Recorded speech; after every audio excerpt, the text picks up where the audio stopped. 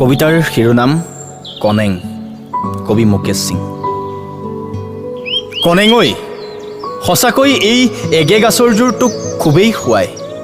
এই পাৰম্পৰিক পৰিধানত তোক অপূৰ্ব সুন্দৰী যেন লাগে।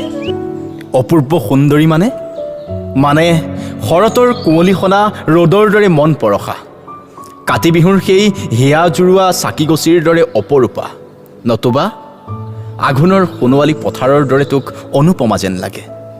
কনেং ঐ, সঁচাকৈ তোৰ গোলপীয়া উদ্যুতিত মিচিককৈ ভাহি উঠা মিচিকীয়া হাঁহিটিয়ে পুহমহীয়া এই হাড় কঁপোৱা জাৰত অনুষ্ঠিত কাৰেঙৰ পাৰৰ সেই যুৱ সমাৰোহৰ আকৰ্ষণৰ কেন্দ্ৰবিন্দু যেন হৈ পৰে।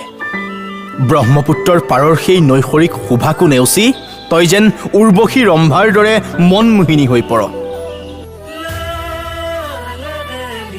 আৰু কুলিৰ দৰে শুৱলা সুৰ নিগৰাই মোৰ দৰে জানো কতজনক আপোন পাহৰা কৰ। ঐ কনেং, কনেং ঐ, এইবেলি ফাগুনত লিগাঙৰ উৎসাহত দুয়ো একেলগে ভাহি যাম, আৰু তহঁতৰ চাংঘৰত বহি মন ভৰি আপোং খাম। তই পাৰিলে মোক নামচিং অলপ দি পঠিয়াবি, আৰু তই নচা গুমৰাগ নৃত্যৰ ভিডিঅ'বোৰ মোৰ সৈতে শ্বেয়াৰ কৰিবি।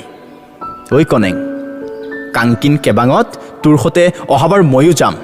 এগে গাছৰজোৰ পিন্ধি তই যে মোহিনী ৰূপ ধাৰণ কৰিবি, তই নজনাকৈ মই হেঁপাহ পলুৱাই চাম।